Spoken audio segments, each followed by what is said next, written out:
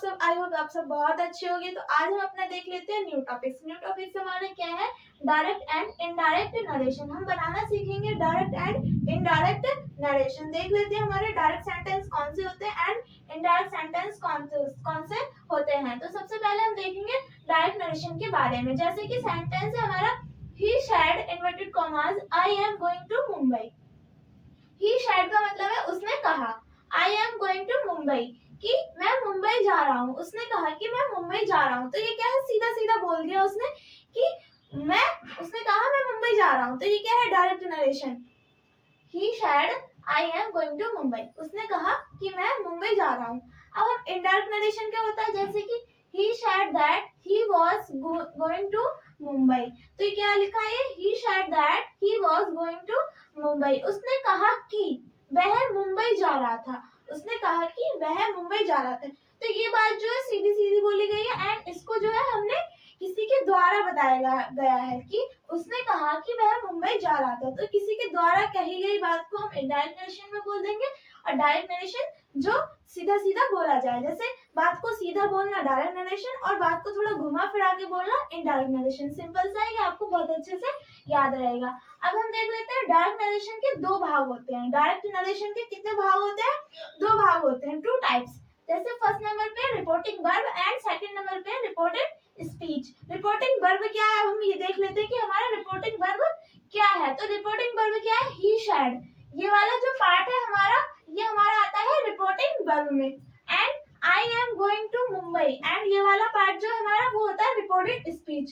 Reporting verb ये है he said and I am going to Mumbai क्या है, रिपोर्टेड स्पीच। जो वक्ता द्वारा जो वक्ता ने कहा वो रिपोर्टेड स्पीच, वो रिपोर्टिंग वर्ब। एंड जो वक्ता द्वारा कहा गया वो क्या है, रिपोर्टेड स्पीच के अंदर आता है।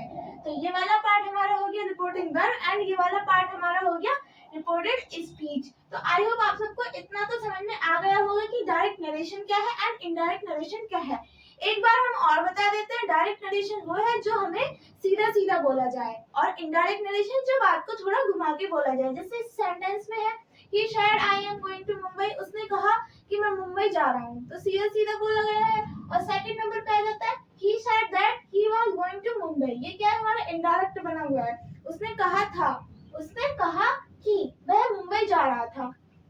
तो ये बात जो किसी के द्वारा बताई गई है, तो वो किस में आ जाएगी, हमारे इनडायरेक्ट नरेशन में। डायरेक्ट नरेशन के दो भाग है, वो हमने बता दिया आपको, रिपोर्टिंग वर्ब, सेकंड नंबर पे रिपोर्टेड स्पीच। अब हम देख लेते हैं सेंटेंस को कितने प्रकारों में बांटा जा सकता है।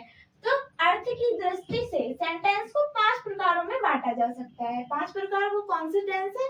फर्स्ट नंबर पे आता है हमारा असर्टिव सेंटेंस। कौन सा टेंस आता है हमारा, फर्स्ट नंबर पे असर्टिव सेंटेंस, सेकंड नंबर पे इंटरोगेटिव सेंटेंस, थर्ड पर इंपरेटिव सेंटेंस, फोर्थ पर ऑप्टेटिव सेंटेंस एंड 5 पर एक्सक्लेमेटरी सेंटेंस। तो ये हमारे 5 सेंटेंस हो गए जिनको बांटा गया है। तो फर्स्ट नंबर पे हम देखेंगे सबसे पहले अपना असर्टिव सेंटेंस। कौन सा सेंटेंस देखेंगे हम अपना, असर्टिव सेंटेंस। तो देख लेते हैं, नोट जो very very most important note है, इसको आप अच्छे से ध्यान से देख लें। नोट में लिखा है से, सेज या सैड को इनडायरेक्ट स्पीच में टेल, टेल्स या टोल्ड में तब बदलते हैं जब इसके बाद ऑब्जेक्ट हो। अगर सेंटेंस में है से, जैसे कि यहीं पर देख लो, अगर यहाँ जाता ही से I am going to Mumbai, तो यहाँ पर से के बाद अगर यहाँ पर कोई ऑब्जेक्ट होता, मी लगा लो, ही से मी अगर होता ऑब्जेक्ट, तो हम चेंज कर देते से को टैल में, से आता तो टैल्स में चेंज कर देते, सैड आता तो टोल्ड में चेंज कर देते। अगर ओनली यहाँ पर ही से होता और इसके बाद ऑब्जेक्ट नहीं होता, तो हम किस में चेंज करेंगे, उसको नो चेंज करेंगे। तो से का से ही रहने देंगे, टैल्स में या टोल्ड में किसी में भी चेंज नहीं करेंगे। जैसे इसका एग्जाम्पल लिख दिया हमने यहाँ पर भी, Ram says Hari inverted commas, Ram says inverted commas Hari has gone to Agra. तो क्या हुआ, हमने जब इसको indirect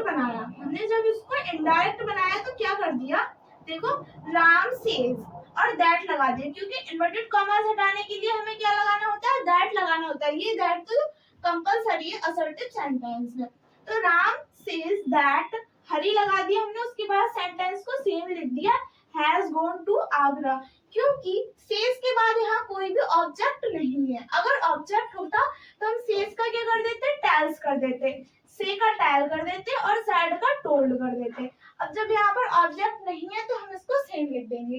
Ram says that Hari has gone to Agra. हम टेंस को ऐसे ही बना देंगे। तो ये हमारे थे डायरेक्ट एंड इनडायरेक्ट नरेशन में कौन से टेंस हमारे असर्टिव सेंटेंस। तो मिलते हैं नेक्स्ट वीडियो में।